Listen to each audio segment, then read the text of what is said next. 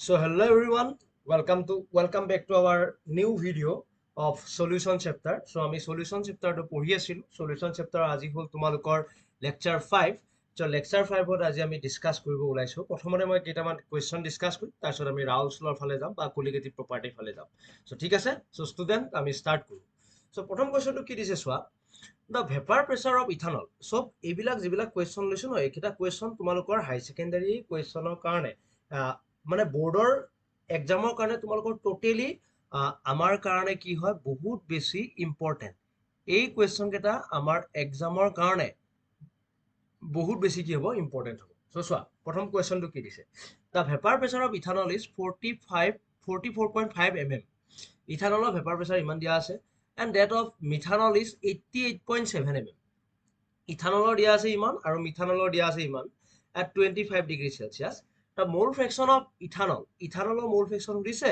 and methanol obtained by mixing 100 gram of each ethanol আৰু methanol 100 gram mix কৰিলে তাহাতৰ কি হৈছে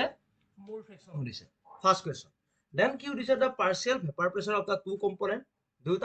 দুটা কম্পোনেন্টৰে partial vapor pressure হৈছে আৰু লগতে the total vapor pressure of the solution হৈছে ঠিক আছে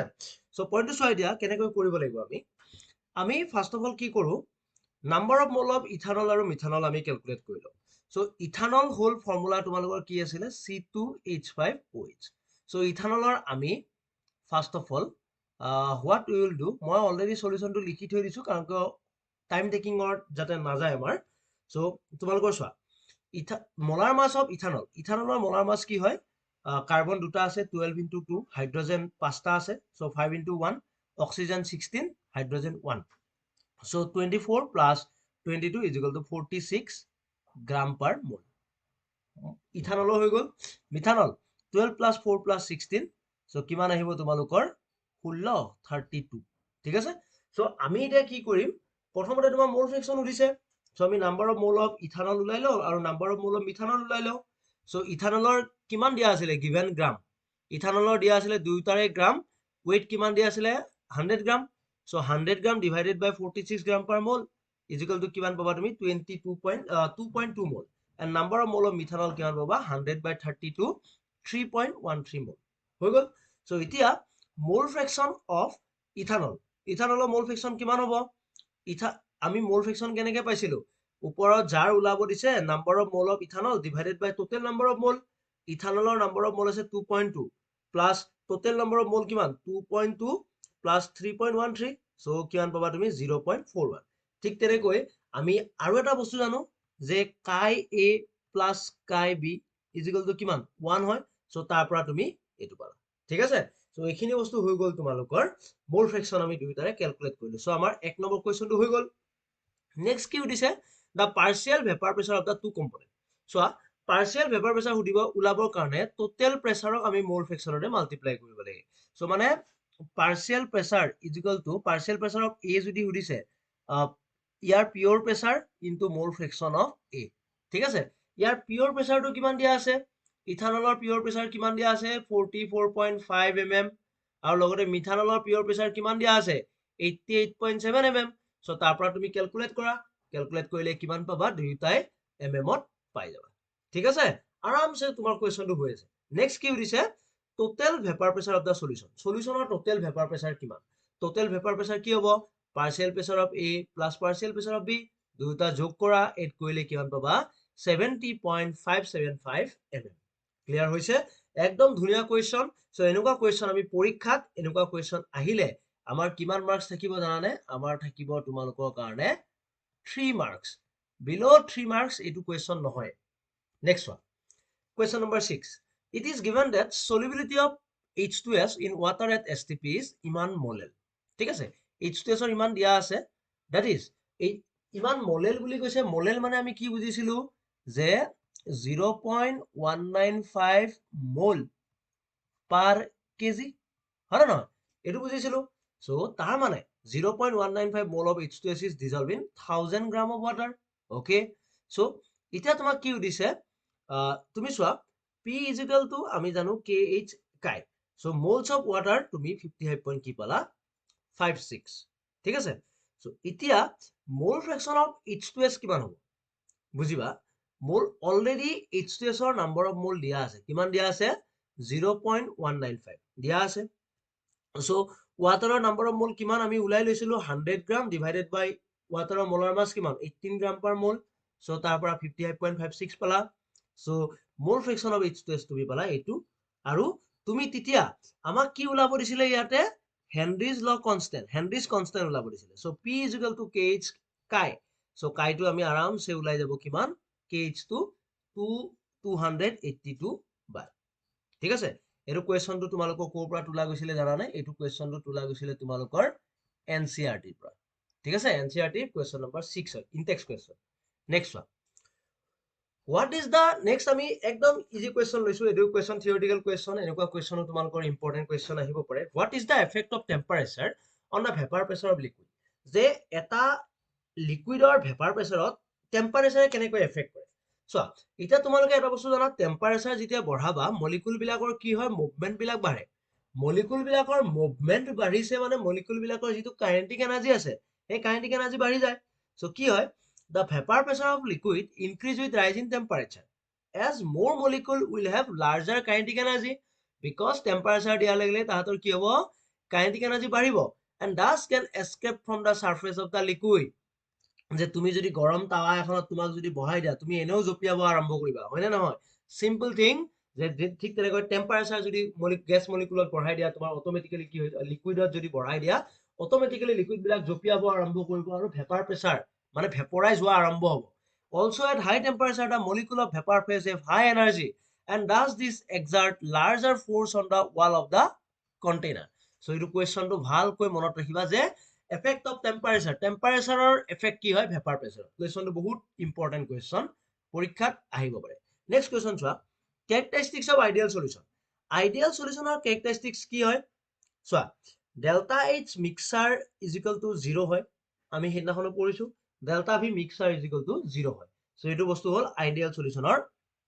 characteristic next কি দিছে warm solution চোৱা warm solution এটাৰ কাৰণে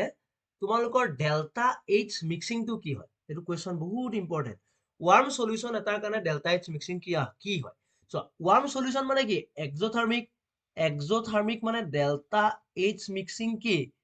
negative delta H mixing negative মানে কি deviation delta H mixing negative মানে তোমালোকৰ negative deviation clear হৈছে একদম easy question next one under what condition does Raoult's law hold good আমি Raoult's law পঢ়ি আহিছো যে কোনটো কন্ডিশনত Raoult's law ভালকৈ স্থিতা মানে এফৰ্ট হয় মানে ভালকৈ থাকে so Raoult's law is applicable only in the limited range of concentration to limited range থাকে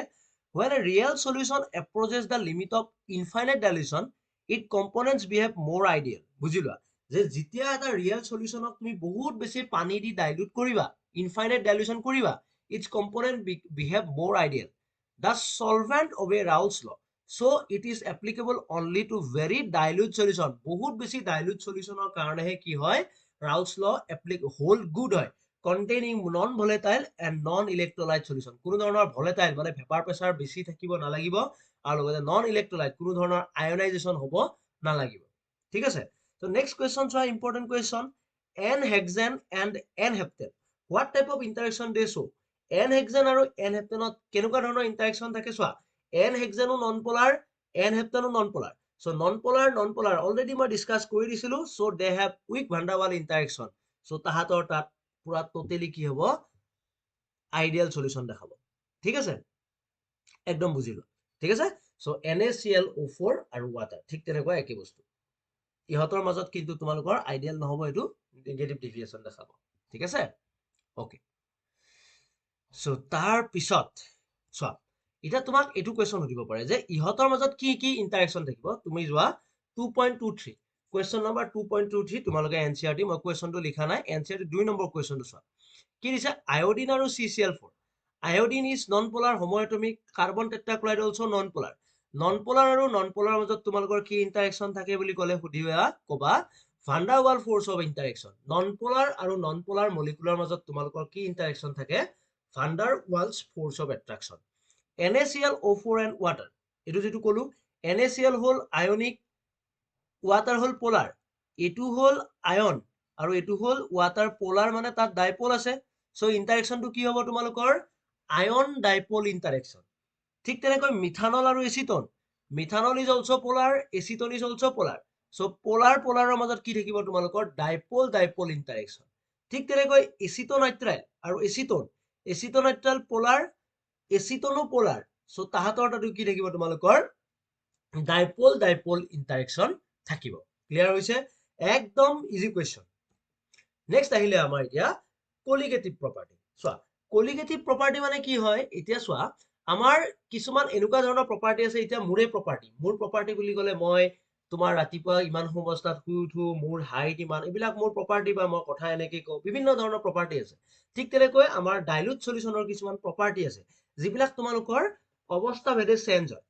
ঠিক আছে so the property of the dilute solution which depend upon the property of the dilute solution which depend upon the number of particle যে এনেকুৱা কিছুমান property আছে যিবিলাকে number of পাৰ্টিকলৰ ওপৰত depend কৰে পাৰ্টিকল মানে তুমি যিমান বেছি পাৰ্টিকল দিবা প্ৰপাৰ্টি চেঞ্জ হ'ব যিমানে কম পাৰ্টিকল দিবা প্ৰপাৰ্টি বেলেগ হ'ব মানে নাম্বাৰ অফ পাৰ্টিকল এড কৰাৰ ওপৰত তাৰ প্ৰপাৰ্টিটো চেঞ্জ হৈ আছে of the solute in solution R cold colligative property so colligative property আমাৰ চাৰিটা আছে এটা হ'ল তোমালোকৰ relative lowering of vapour pressure এটা হ'ল এলিভেশন ইন বইলিং পইণ্ট এটা হ'ল ডিপ্ৰেছন ইন ফ্ৰিজিং পইণ্ট আৰু এটা কি দিছে তোমালোকৰ কাৰণে অস্মটিক pressure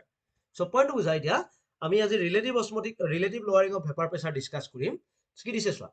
relative lowering in vapour pressure of an ideal solution containing the non volatile solute is equal to the mole fraction of solute at a given temperature চোৱা lowering of vapour pressure মানে কি হয় তুমি ধৰা এটো এটা pure অৱস্থাত থকা এটা সলিউশন লৈছা পিওৰ অৱস্থাত থকা সলিউশন লৈছা ইয়াৰ সলিউশনৰ প্ৰেছাৰটো হ'ল পিওৰ অৱস্থাত P0 A ঠিক আছে তুমি কি কৰিলা তুমি ইয়াতে ধৰা NaCl এড কৰিছা তুমি ইয়াতে কি এড কৰিছা NaCl এড কৰিছা NaCl এড কৰাৰ লগে লগে এই ওয়াটাৰৰ যিবিলাক খালি জায়গা থাকিব বা NaCl টো প্ৰথমতে ওয়াটাৰৰ উপৰি ভাগত আহি যাব উপৰি ভাগত আহি যোৱাৰ লগে লগে ইয়াৰ যিটো লিকুইডৰ এই যিটো ওয়াটাৰৰ প্ৰেছাৰটো আছিল সেই প্ৰেছাৰটো অটোমেটিক্যালি কি কৰি দিব কমাই দিব কোনে কমাই দিব আমি কিহৰ কাৰণে কমিলে NaCl এড কৰাৰ কাৰণে NaCl যে কি আছিলে NaCl তোমালোকৰ কি আছিলে NaCl সলিউট আছিলে তাৰ মানে এই প্ৰেছাৰটো কাৰ ওপৰত ডিপেন্ড কৰিলে এই প্ৰেছাৰটো ডিপেন্ড কৰিলে NaCl সলিউটৰ ওপৰত সো therefore এটো এটা কি হয় কলিগেটিভ প্ৰপাৰ্টি এটো আছিলে P0 A কিতিয়া আছিলে তোমালোকৰ কাৰণে পিওৰ অৱস্থাত আৰু PA কিতিয়া হ'ব PA যেতিয়া কিতিয়া আছিলে তোমালোকৰ সলিউশন অৱস্থাত সো কোনটো বেছি হ'ব কোৱাচোন আমি অবভিয়াসলি এটা বস্তু জানো P0 A greater than PA মানে P0 A টো PA কৈ কি হ'ব বেছি হ'ব কাৰণ কিয় PA মানে সলিউশনৰ প্ৰেছাৰটো অটোমেটিক্যালি NaCl দিয়াৰ লগে লগে কমি যাব সো চোৱা PS মানে কি vapour pressure of solution P0 মানে মই কি ধৰিছো vapour pressure of pure solvent so এতিয়া চোৱা PS মানে কি হ'ব সলিউশনৰ প্ৰেছাৰটো কি হ'ব P0 into chi of solvent বা PS divided by P0 equal to chi of solvent so এতিয়া চোৱা 1 ৰ পৰা দুফালে যদি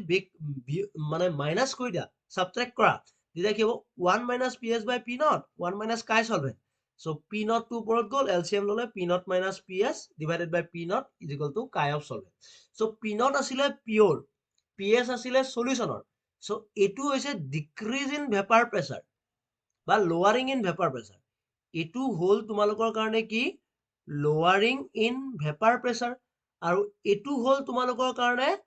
পিওৰ অৱস্থাত সো এই যেটো ৰেশিও এই ৰেশিওটো আমি একেলগে কি বুলি কওঁ relative lowering of vapour pressure এই যেটো ৰেশিও আছে এই ৰেশিওটো আমি একেলগে কি বুলি কৈছো relative lowering of vapour pressure আৰু এইটো তোমাৰ নৰমালি চোৱা 1 মাইনাস কাই সলভেন্ট কৰিলো কাই সলভেন্ট 1 ৰ পৰা কাই সলভেন্ট বিয়োগ কৰা মানে কি পাম কাই অফ সলিউট পাম ঠিক আছে সো তাৰ মানে হল এইটো ইকুৱেশন নেক্সট এতিয়া বুজা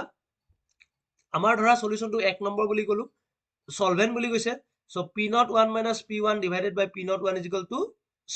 solute মানে কাই 2 সলভেন্টক আমি কি বুলি ধৰো ইয়াতে লিখিছো N1 equal to mole of solvent N2 মানে mole of solute সো কাই 2 আছিলে মোল ফ্ৰেকশন কাই 2 মানে কি মোল ফ্ৰেকশন of solute so P0 1 minus P1 divided by P0 1 is equal to কি হ'ব N2 divided by N1 plus N2 N1 মানে হল mole of solvent আৰু N2 মানে হল mole of solute so এতিয়া চোৱা বহুত বেছি যদি ডাইলুট সলিউশন লোৱা বহুত বেছি ডাইলুট সলিউশনত তোমালোকৰ কি হ'ব number of mole of solvent বহুত বেছি ডাইলুট সলিউশনৰ number of mole of solvent very very greater than number of mole of solute সলিউটৰ নাম্বাৰ অফ মোলটো বেছি হ'ব মানে বেছি হ'ব সলভেন্টৰ সো therefore সলভেন্টৰ নাম্বাৰ অফ মোলটো ডাইলুট সলিউশনত বেছি হ'ব সো মানে পানী বেছিকৈ দিবা সো therefore আমি ইয়াৰ পৰা কি কৰি দিব পাৰো n1 টো নেগলেক্ট কৰি দিব পাৰো সো n2 বাই মানে n2 টো নেগলেক্ট কৰি দিছো n2 বাই কি হ'ব n1 ঠিক আছে সো n2 মানে কি আছিল নাম্বাৰ অফ মোল আমি কি লিখো w2 বাই m2 আৰু number of mole of solvent কি হ'ব w1 বাই m1 সো এইখিনি ক্লেৰিফাই কৰিলে তুমি কি পাবা p0 1 minus p1 divided by p0 1 is equal to w2 by w1 into m1 by m2 clear হল এইখিনি বস্তু নেক্সট এটা চোৱা does the relative lowering in vapor pressure depend upon the mole fraction of the solute or the number of solute particle ওপৰত কি হয় totally depend কৰে clear হৈছে একদম ইজি বস্তু এইটো হল এইটো আমি অলৰেডি আগত পঢ়ি আহিছো ষ্টিল আমি আজি ডিসকাস কৰিছো ঠিক আছে সো এটা চোৱা একদম সৰু বস্তু হয় না এইটো বস্তু আমি সকলোৱে জানো যে যিকোনো এটা বস্তু যদি এড কৰা ভেপাৰ প্ৰেসাৰ কমিব হেতুকে তোমাৰ সলিউশন চেপ্টাৰত ধুনিয়াকে এটা ইকুৱেশনত বনাই দিছে next one it is given that vapour pressure of pure water ইমান দিয়া আছে weight of water ইমান দিয়া আছে weight of urea ইমান দিয়া আছে question number 9 NCERT question so m1 equal to 18 gram per mole m2 equal to চোৱা waterৰ molar mass কিমান 18 gram per mole weight of urea কিমান 60 gram per mole so তাৰ পৰা তোমাক এতিয়া ওলাব দিছে relative lowering of vapor pressure মানে তোমাৰ সলিউশনটোৰ vapor pressure ওলাব দিছে so বুজা p0 1 minus p1 vapor pressure of water in given solution কিমান দিয়া আছে 23.4 ৰবা 23.4 sorry 23. yes sorry এইটো মই সলিউশনটো লিখিলো এইখিনিত okay so এইটো বুজা so p0 1 minus p1 divided by p0 1 তোমাৰ কি দিয়া আছে pure water কিমান দিয়া আছে 23.8 so 23.8 minus p1 divided by 23.8 weight of solute divided by molar mass of solute এই গুটেইখিনি যদি তুমি কাৰুকাৰ্যখিনি কৰা তুমি কিমান পাবা p1 is equal to 23.4 mm of mercury so vapor pressure of water in given solution কিমান হৈছে 23.4 mm হৈ গল so তোমাক সুধিছে relative lowering in vapor pressure so 23.8 ৰ পৰা এইখিনি যদি বিয়োগ কৰি দিয়া তুমি কিমান পাবা 0.013 ঠিক আছে so এইখিনি বস্তু চোৱা তোমালোকে অলৰেডি এইখিনি কোৱেশ্চন কৰিব পৰা হৈছা homework 2.16 যেটো আমাৰ NCERT নৰমাল কোৱেশ্চন তাৰ মতে এটো তোমালোকৰ 1.16 1.15 1.17 আমি স্টিল ডিসকাস কৰিম 1.18 1.19 এইখিনি কোৱেশ্চন তোমালোকে NCERT পৰা হোমৱৰ্ক কৰিব পৰা হৈছা সো ঠিক আছে সো আজি ভিডিওটোত আমি ইতিয়ালৈকে ৰিলেটিভ লৱাৰিং ইন ভেপাৰ প্ৰেসাৰ খিনি ডিসকাস কৰিছো কোলিগেটিভ প্ৰপাৰ্টি আমি স্লো গৈ আছো আৰু ভিডিও দিয়া ডিসকন্টিনিউ হৈছে স্টিল কন্টিনিউ কৰিব ট্ৰাই কৰি আছো বিভিন্ন কামত বিজি আছো স্টিল কন্টিনিউ কৰি আছো সো তোমালোকে চোৱা যিসকল ষ্টুডেন্টে নতুনকৈ আহিছা এই চেনেলটোত পাৰিলে সাবস্ক্ৰাইব কৰিবা ঠিক আছে so thank you for watching bye আকৌ লগ পাম এটা নতুন ভিডিওৰ সৈতে ওকে